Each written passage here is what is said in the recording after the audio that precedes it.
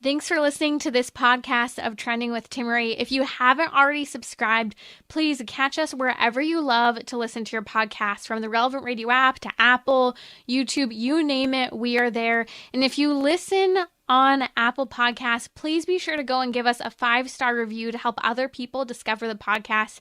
Anything you share in terms of episodes, whether it's texting it to a friend, posting on social media, helps to build up the kingdom for God, to help confront the challenging issues we face as a culture, but with joy, with hope, and with an eternal perspective where our faith collides with everyday life, bringing eternal principles to help us live our life joyfully. So, what's trending? Bridging your Catholic faith with your everyday life. You're listening to Trending with Timmerie on Relevant Radio. Welcome to our weekly marriage hour today on Trending. Joining me is my dear friend, Cristina Pineda. She is a celebrity and royal matchmaker. You can find her at matchmakersinthecity.com. She matchmakes us peasant folks along with celebrities.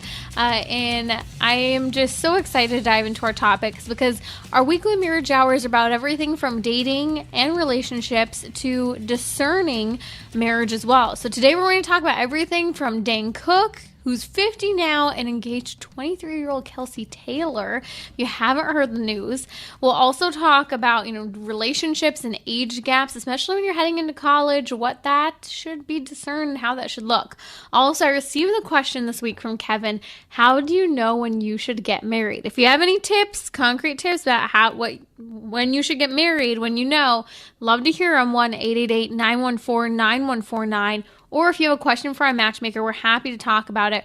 We're also talking about the controversial topic so many people struggle with, of in-laws. There's an article that I recently read that my mom sent me that says my wedding is in 100 days and my future in-laws still exclude me from family events. We're going to talk about navigating in-law relationships before the knot has been tied, what boundaries and conversations need to happen. So stay with me. You're listening to Trending with Timmerie during our weekly marriage hour. And if you have a question about dating relationships for our celebrity and royal matchmaker, date coach, Cristina Pineda, numbers 1-888-914-9149. Cristina, welcome back to Trending. Thanks, Timmerie. So good to be with you as always. Okay, so you told me the news about Dane Cook last week. The news that he is getting married, he's engaged. And for those who maybe haven't brushed up on Dane Cook in a while, boy, I didn't realize how old he was now. He's 50 years old, American comedian.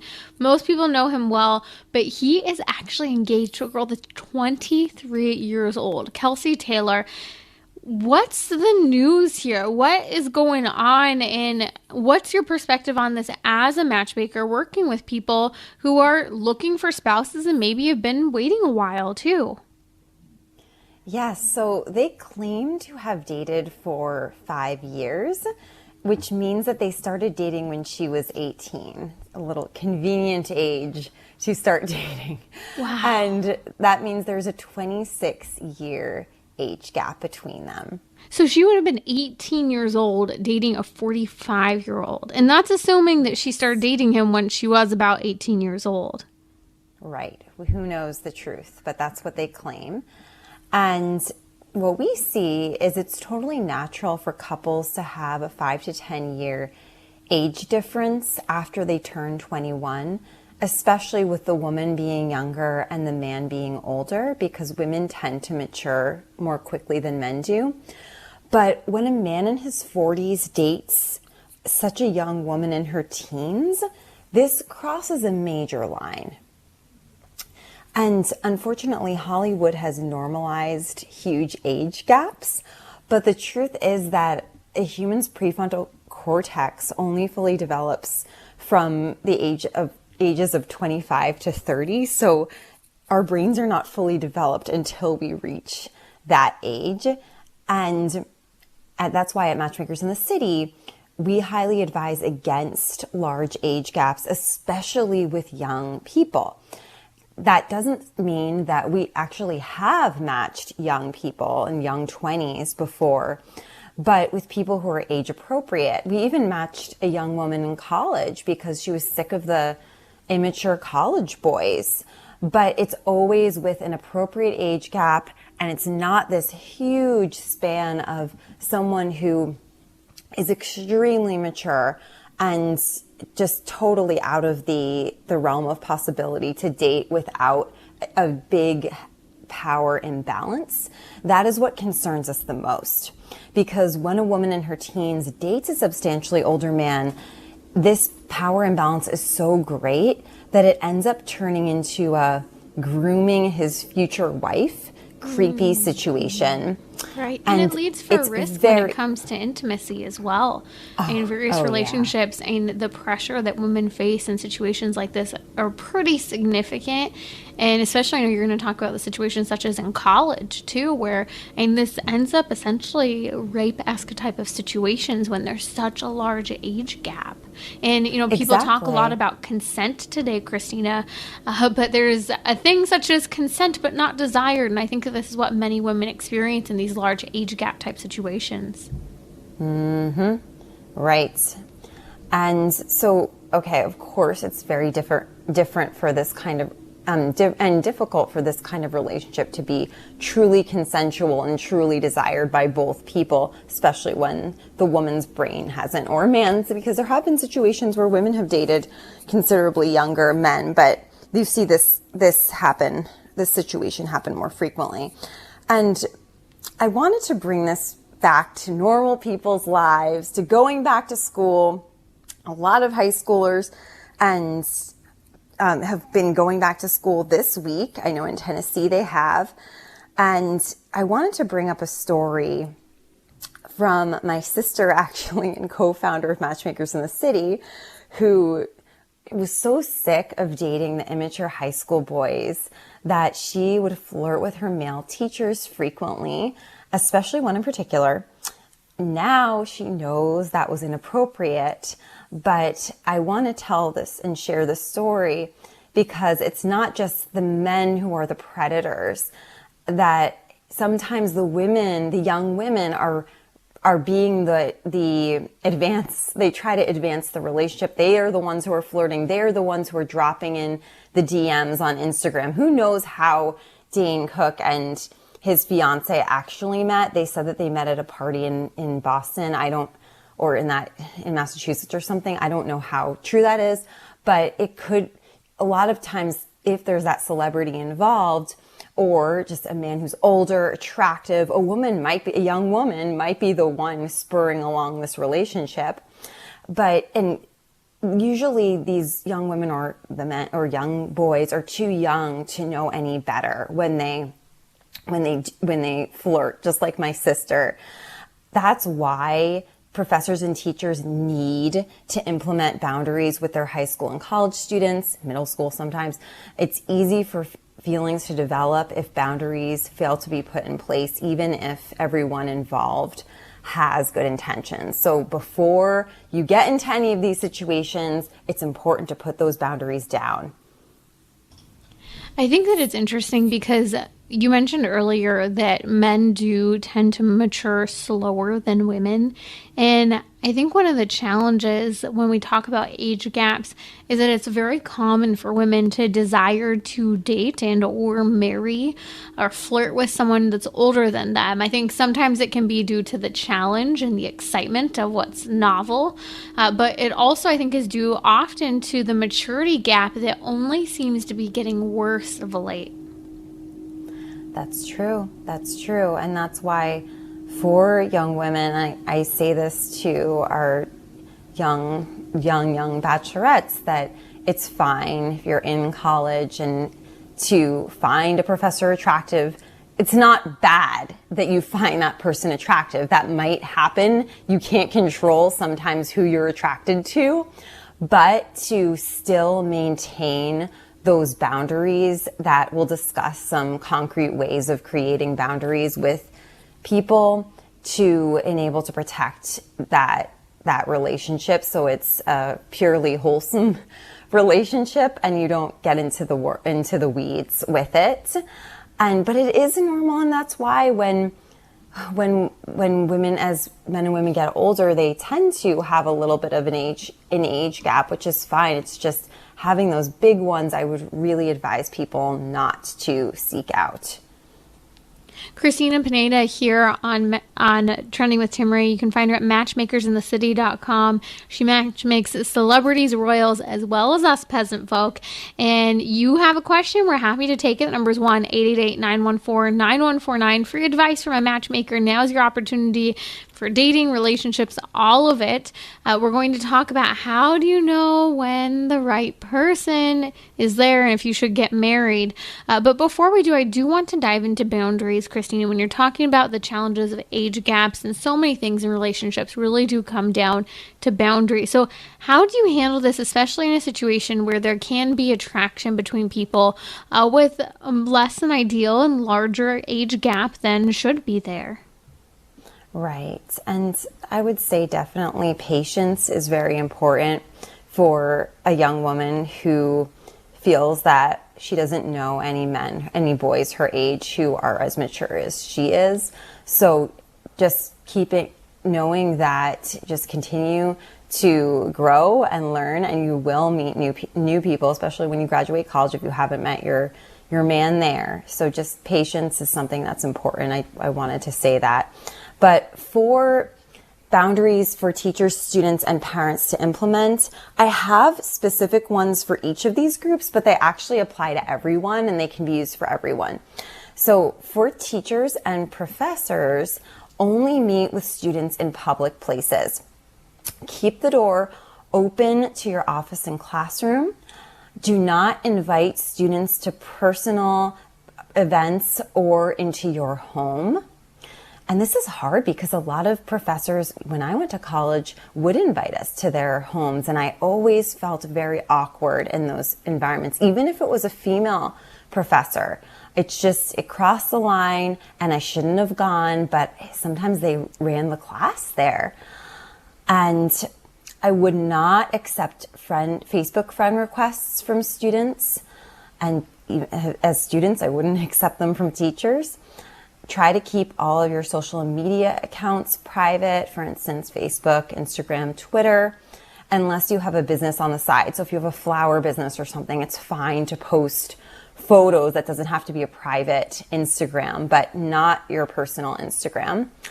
And then if you sense that a student is flirting with you, do not engage. Just respond politely and move on.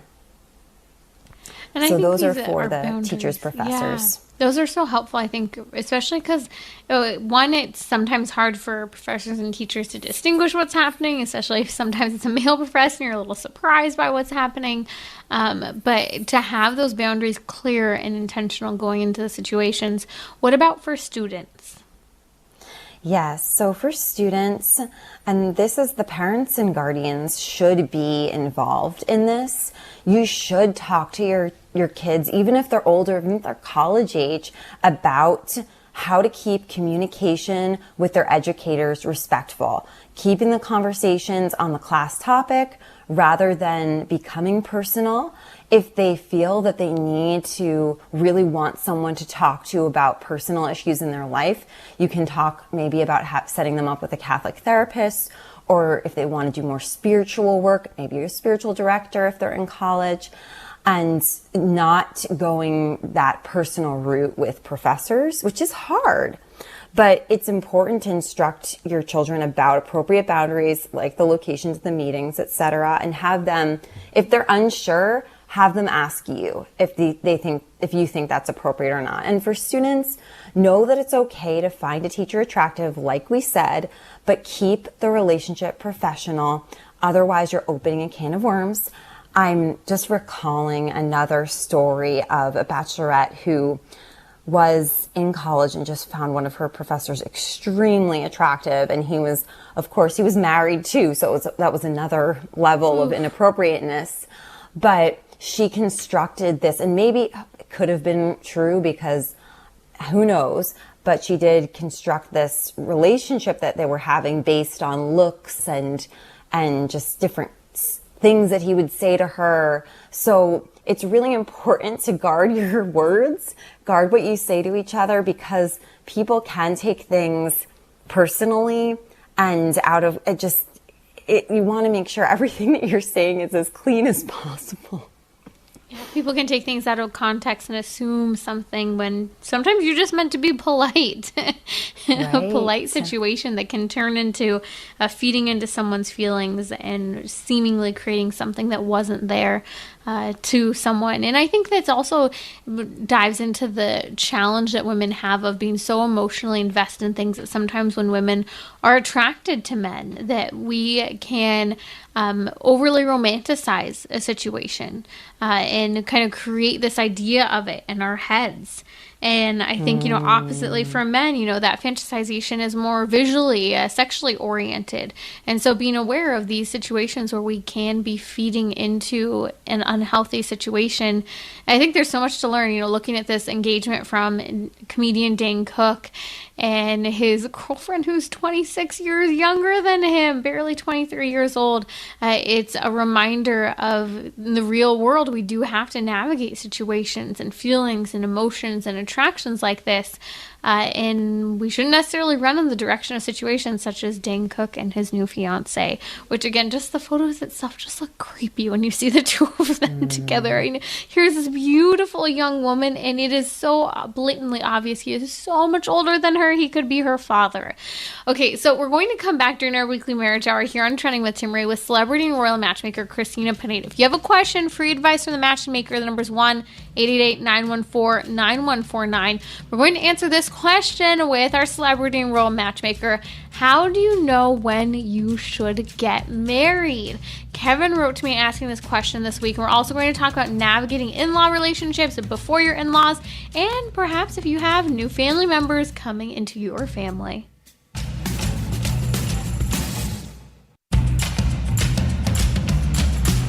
So, what's trending? Bridging your Catholic faith with your everyday life. You're listening to Trending with Timmerie on Relevant Radio and the Relevant Radio app. Matchmaker, make me a match. Celebrity and royal matchmaker Cristina Pineda is here with me on Trending. You can find her at matchmakersinthecity.com. Her and her sister, co-founder, have been featured everywhere from Access Hollywood, TMZ, you name it. And she is a faithful Catholic joining us here on Trending. We're taking questions. So if you have a question, the number is 1-888-914-9149. Kevin wrote into me this last week about how do you know when you should get married? He said, I often find that in relationships, eventually I feel trapped. He said, I'm not sure if it's because of my own fears or if I haven't met the right person. He said, I'm getting older. I'm 36 now. I wish I had heard your program when I was younger. He said, how can one know that a couple should get married? I've been in a long distance relationship for over a year, and it's really difficult to tell if my hesitancy is my own fear or if maybe we aren't the right match. He said, people often tell me, quote, only you know if it's right. But at least until now, that advice hasn't proven helpful.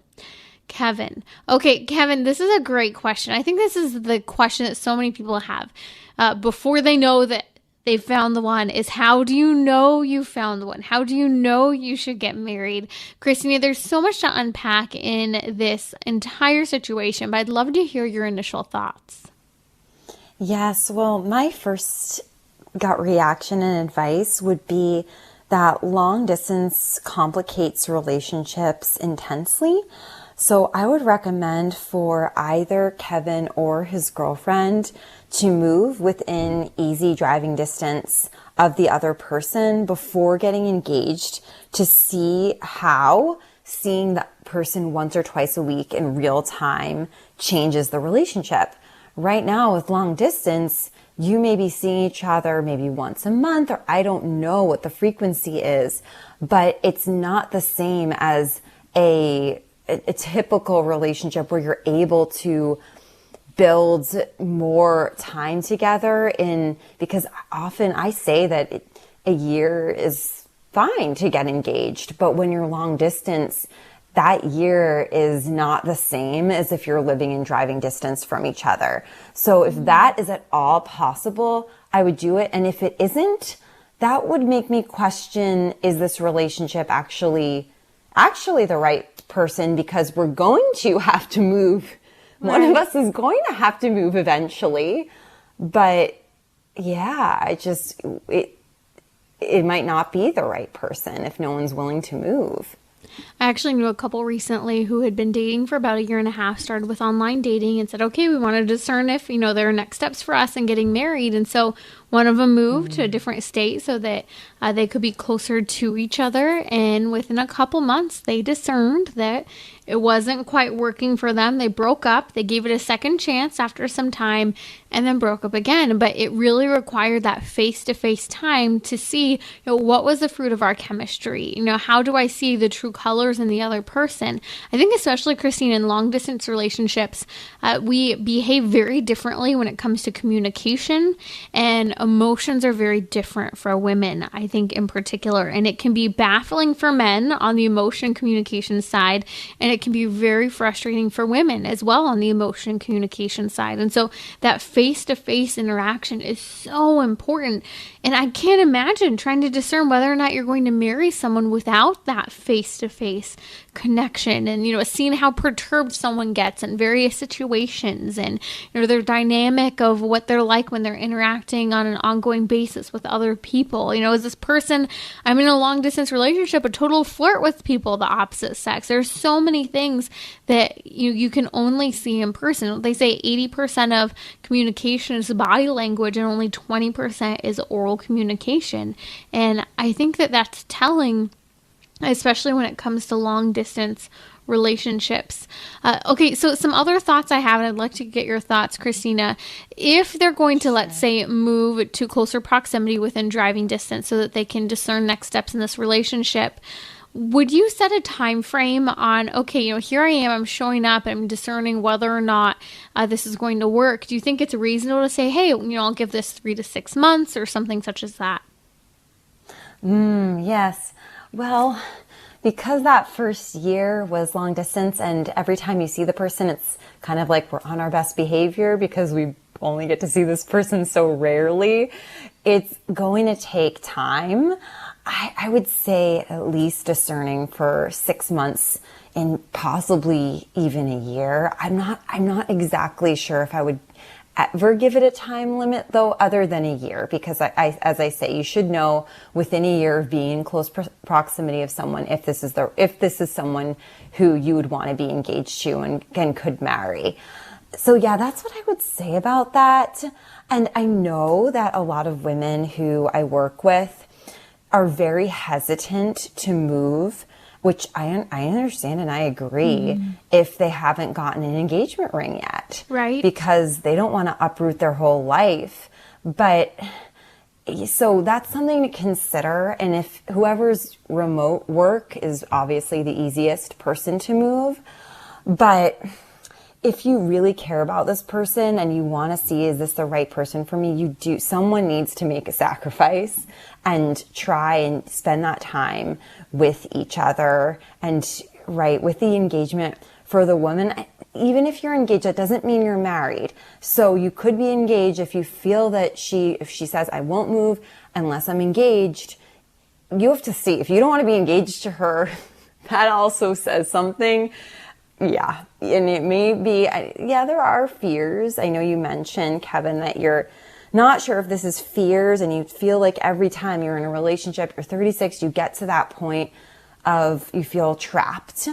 And I remember some really great dating advice from a wise matchmaker who said, when you feel that closed in feeling, that's not a good sign. However, you need to discern, is this just me not sure if I want to commit? Because before marriage, everyone gets a little nervous of, I'm going to be spending the rest of my life with this person. I don't know. But if you've spent the time with the person, if you've really gotten to know her, and someone had written, I asked this question on my Instagram to see what people would say about how to know when you should marry someone. And someone said, if your arguments or disagreements turn into helping each other grow, and you just keep coming back to the person from this, and you're both growing together and growing. I think this person meant just growing your relationship with the Lord because you're becoming the better versions of yourself. That's a really good sign. So you might be a little nervous. You just have to discern if that fear is fear of commitment to anyone, or if you're just, I'm not too excited about this woman. Right. But that fear should be a big red flag, wouldn't you argue? And I think especially incorporating our faith into the situation, if you're discerning whether or not to marry someone, it's so important that we are being reasonable. We're thinking through it. We're discerning. We're challenging and trying the relationship, really testing it out. But to prayerfully discern, to take that time. And I've seen some people who have prayerfully discerned and said, you know what, this is an excellent human being, but I know this isn't the person for me. And sometimes that's really hard to do. And I think sometimes that's the reason, Cristina, why people date for a prolonged period of time, is they see that this is a great catch, but they don't have the ability to say no to someone who's a great catch, but not the right person for them. And I think this is where prayer, knowing yourself, having that very, very deep prayer life and abandoning your life to our Lord and his intercession is so important when making such important decisions such as who to marry. Oh, yes. That then, as we said, discernment is a huge part of this. And that's why I hate the advice or the saying, when you know, because it takes time to know. And so many people have said after the first date that they've known that this is their future person, only to be ghosted that week. So discernment takes time. That's what another thing that this person wrote in response to the question, that time is a very important component of the discernment process. Also, peace is a very important component. If you find that, and obviously you can learn more about Ignatian spirituality, but if you find that when you're praying about this relationship and when you're after spending time with this person, that the predominant feeling is a peaceful one rather than the negative fears obviously you're going to have some nervousness, anxieties in any relationship, but it's more just you feel that this person is leading you closer to the Lord in a peaceful way, that you're not having perturbed nights and not being able to sleep because there's something wrong and you're thinking, it might be this relationship, or that's what I see often, that it will come out, that stress will come out in other ways if they're just trying to, but this person is so good for me, but not really face the facts that actually I have a lot of anxiety about this relationship and this person isn't right for me, but I just want to be with someone. And I'm nervous that if I let go of this person, that I won't have anyone else. But the truth is, peace is much more important than any relationship, and you can't buy peace. You will never have that sense of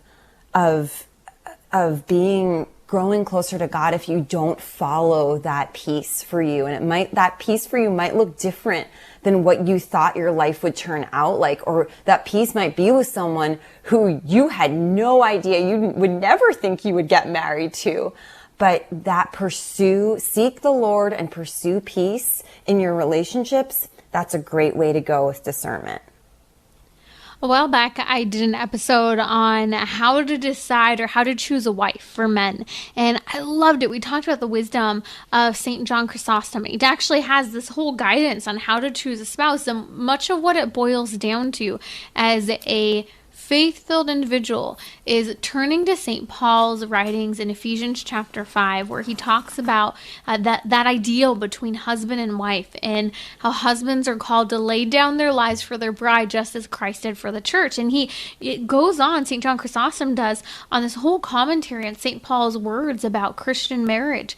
And he talks about how you want to choose a wife. Well, look at those words. Who are you willing to die for? Who are you willing to lay down your life for? And that should be very telling as to or whether or not you're willing to marry this particular person. It should grow you and challenge you and make you a better person to sacrifice your own desires and wants and needs at the service of another human being who makes you a better person. And so we'll post a link on social media to that podcast as well as in the podcast notes. So check out that episode, because I think it's very helpful, especially when people are asking, how do you know when someone's the one to get married to? I think that that's guidance that we can all help in giving others or hear ourselves as well. That's Cristina Pineda, celebrity and royal matchmaker, here on Trending with Timmerie. Cristina, another thing that stands out to me in this scenario as well is that Kevin shares that he's 36 years old. And so he's saying, I wish I'd met the right person sooner. Do things change when discerning marriage as you get older? And should we be aware of maybe the increased pressure that we ourselves feel, especially as women, with our fertility? Or should we really try to work on letting go of that through that discernment process, no matter our age? Yes, I really think that's something people should let go of, that refuse to rush despite your fear of getting older. Usually rushing and trying to speed it along will just take even longer to get to the right person. So take the steps to discern the relationship, like I mentioned, through someone moving closer, or if you just don't feel like moving closer to this woman, that's a sign. And then you'll be able to discern this relationship. The Lord has a different plan for everyone. And of course, your timeline was probably, Kevin, your timeline was probably meeting your future wife a lot younger, but the Lord had other things in store for you. So it's not that your life is worse because you haven't met her yet, but it's exciting I tell this because a lot of men, yes, Timmerie, you said a lot of women feel a lot of pressure with fertility and children, but I have date coached a lot of men who have been so just eager to meet their future wife and just are unsure about what's going on. My heart is in the right place, but I've often seen that they're working on things in their own life that will help them be a better provider and a happier husband for when they do meet the right woman. So that's something to think about, whatever age you are, and that you want to get all of your ducks in a row as best as possible with making sure you're happy with your job. It's not something that you hate. And that you're happy with, generally happy. No one's going to ever be perfectly happy with their lives. There are always things that we're struggling with and working on. But just working on that element and working on your relationship with the Lord and putting yourself out there, and then you put it in God's hands at that point. If you've done everything you can, it's exciting. Who knows who you'll meet? You never know. I said that the night that I met my husband. I said, who knows who you'll meet? And guess what? I met him. And I didn't know he was my future husband when I first met him, but you just when you put your life in God's hands, it can be very, very exciting. And I have seen so many relationships who have date coached, especially one woman in particular I'm thinking of who she dated this guy for a year and a half, and they bought a ring, everything was in order, but there were some major, major issues that kind of were swept under the rug because she was so eager to get married and to have that life that she dreamt of having so she doesn't get older and maybe it won't be possible. But it ended up, relationship lasted longer, crashed and burned, and it wasn't the right guy for her. So that's why I say it's important to tackle those difficult issues with someone rather than pretending they don't exist. That's celebrity and royal matchmaker Cristina Pineda. We're going to come back talking about navigating in-law relationships before you become an in-law. I think tips and tricks for, new people coming into a family, but also maybe you are the ones who are welcoming someone new into your family, a different perspective, and maybe a little bit of a conviction for all of us when it comes to how we handle in-law relationships, both new and old. Stay with us. That's celebrity and royal matchmaker Cristina Pineda. If you have a question for her, free dating advice, number is 1-888-914-9149.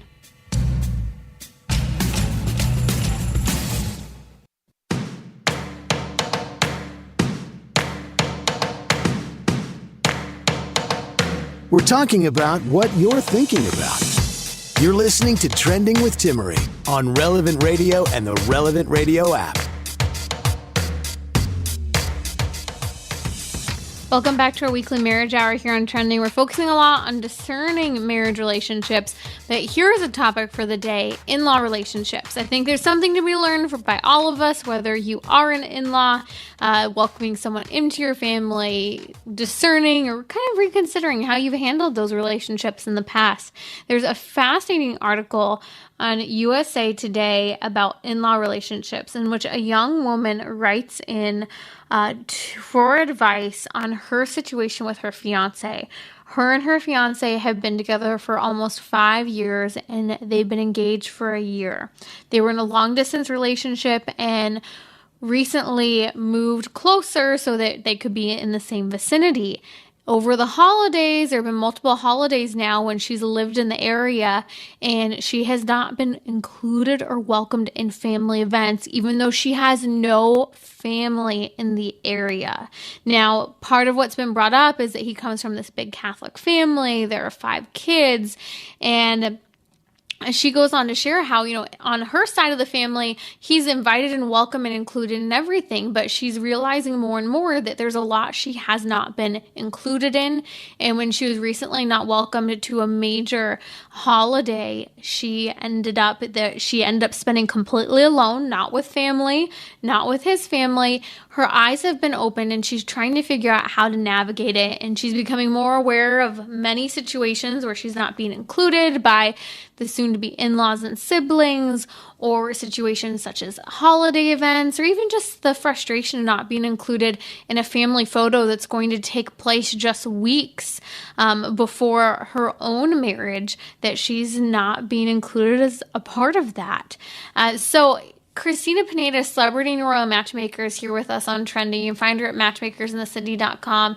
Cristina, I think for anyone and everyone, in-law relationships can always be something difficult to navigate. So often, many hurt feelings, need for forgiveness, but this is really challenging to begin with when there are already big red flags and things that are difficult going into a marriage to begin with. I'd be interested to hear your initial thoughts. Yes, and that's such a hurtful situation that she wasn't invited to those events. And I can just imagine how she must feel. And that's why if your daughter or son is in a relationship with someone, and especially engaged, that person should be included in holiday functions, in big functions. You have to see it as it's not just your son anymore. Your son has chosen to be exclusively in a relationship with a woman who he deems as the woman he wants to spend the rest of his life with. So you need to respect that. I would say, however, if it was a situation that is inappropriate, that the couple is same sex or whatever, that's a different situation. But this isn't like that. And right. And they even share that they're honoring not living together, because she's respecting that he's Catholic. So she does bring up this Catholic side of it of like, hey, this is a Catholic family. He doesn't believe in living together before marriage, so we're not. Like, she's trying to do everything right, it seems like. And so there's extra sensitivity with that Catholic component of expecting that you would be more welcoming. Right. And that's not being exclusive like that is not the Catholic way. I could see that maybe they're disappointed that she isn't Catholic and they'd prefer him to marry someone who is Catholic. Mm-hmm. But the way that they're treating her is pushing her. Maybe sounds like she's pretty open. She could want to convert, and it doesn't sound like that was a deal breaker for him. And I've seen a lot of relationships where the woman, if she's open and she wants to grow closer to her husband, will convert. So, but that's not the family's decision to make. It's the son's decision to make. And when you treat someone like that, you're pushing them further away from the faith, because you're supposed to, when we say we're Catholic, all of our actions are being judged by other people who are thinking, oh, that's what a Catholic is. And that puts a bad spin on our faith. It's not true about our faith. So I would really encourage that family to examine why they're doing this and to to change their behavior. And for the woman, I would say you need to have a heart-to-heart with your future husband about this. This is not okay. This is a strange situation. Talk to him. Why is this happening? You can get to the bottom of it, but regardless of the reason, it needs to change. So how can it change? And what are things that you can do to have this situation? Express that you're hurt, express your feelings. Maybe he doesn't know. I mean, come on. It's kind of hard not to realize that someone would be hurt by that. But you do need to express this. And he says he knows. Right. And he says he knows and that he doesn't get the situation. I mean, there's so many perspectives on this. And you and I recently did an episode talking about navigating relationships, when to introduce someone to your family, how much is too little, how much is too much. We'll post a link to that podcast on social media and in the show notes for today. But I think perspective for this young woman, it's so important, I think, in dating relationships and engagement relationships, or even just with in-laws in general, that the person who belongs directly to that family's blood really navigate, to be the leader on navigating that relationship and bringing the other person in and holding a strong line and making sure that they are initiated into the family and that there's no bullying or picking on, that their thoughts and wishes are being respected and honored. I think these are really important things, and especially for the man to do in helping his soon-to-be wife coming into the family. And so really pressing him to do that. And I think it's perfectly legitimate for, especially someone who's engaged, to say, okay, if my fiance is not welcome at this event, then I will not be coming to this event, because that's essentially what his family is making him do. Choose one or the other. And what a terrible position to put your brother, your sister, your child in, to make them choose and to have them feel that way going into their marriage. Either you're going to do damage to that marriage and that poor relationship by making them choose and making your child pull away from the fidelity they're meant to have toward their spouse, or, on the other end, if you're a girlfriend or a fiance in the situation, you shouldn't feel like you should have to be chosen between. That's a terrible thing, and you could be pushing someone away from their family and vice versa. That's true. And the Lord says, you leave your father and mother and are joined to your wife, though. So your advice for the boyfriend, the fiance, male fiance, is right on, Timmerie. He needs to stand up to his family and stop going to events that she's not welcome at. And I think she had mentioned something about going there once a week, that she goes there once a week. Wasn't too clear about the details, but I think for herself. Yeah, she mentioned going over for dinner even a couple times a week. Right. That's something she does regularly, but not included in family events or holidays. Then she needs to stop doing that too, because she's being disrespected by not being invited to these events, and it's just pretending like this isn't happening isn't going to shift anything. Sometimes hard conversations have to be had. They're awkward, but everyone needs to know what the truth is and what you're experiencing, what you're feeling. And in a situation like this, it is certainly called for. I'm sure there will be situations as the couple grows in their marriage and has kids that they'll have to address with either of their families too. So this has to set the stage of we're a couple, we make decisions together. It's not just, oh, well, she is hurt by this, so I'm just doing this because she is. No, you make a decision as a couple that it's not, and you don't blame it. That's the struggle. You don't just blame it on the other person of, oh yeah, well, I can't come because she doesn't want me to. That will tear you apart. If you take it, like Timmerie said, as a couple, and go in that this is not going to work for our future marriage, then that sets you up for an amazing, strong marriage where you make decisions together. And unless you're at that point of consensus, don't say anything, because you need to. Otherwise, you'll both break down. And I think it also touches on the challenges that all of us can have with in-law situations, where there can be so many hurt feelings and broken relationships and damage that's been done. And once you're family, once there's marriage there, the need for forgiveness is so important, but sometimes the need to address situations, to address past hurt feelings. Sometimes that's there. Sometimes you recognize, you know what? I need to let go of this, because if I do bring this thing up that has hurt me so much over these years, it might just create a bigger problem, a bigger chasm in this relationship. But I think that especially when we're welcoming other people into our families, these are growing pains, and it requires a lot of letting go. If it's a sibling, letting go of control and jealousy and being generous with the time, especially as a parent, that can be so difficult. Even more so if you don't like someone very much. And sometimes all the more so if you do like someone, but you still want that family member for yourself. Right, that's true. Yeah, and I love that point about some things just need to be let go, because it will cause more damage to bring it up than to just say, you know what, I see this person for where he or she is in his life. Maybe they have certain limitations, and I just have to know that's what I'm getting when I'm interacting with this person. So I won't reveal share my deepest thoughts, because you know that you'll get hurt if you do that. So keep it polite, keep it courteous, but you're not going to have a deep, lifelong friendship with every family member of any family member, even your own family. So you really have to approach it with that mentality of, we might not be best friends, but that's okay.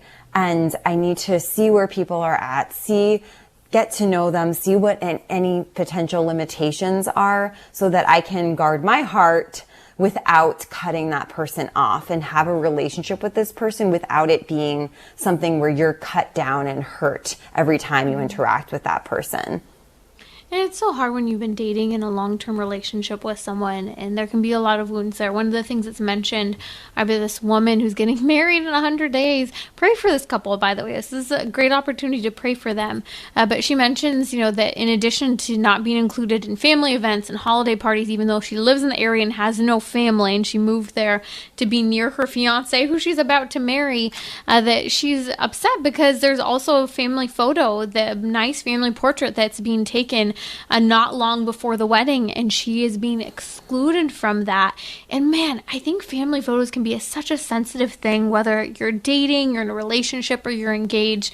And I understand both sides, the legitimacy of, hey, this person isn't family yet, and we want, a family photo that doesn't always have a girlfriend. But on the other side, the damage that is done by not including that girlfriend or fiance, I think is often worse than what can happen in these scenarios where you just want a family photo of just you guys together.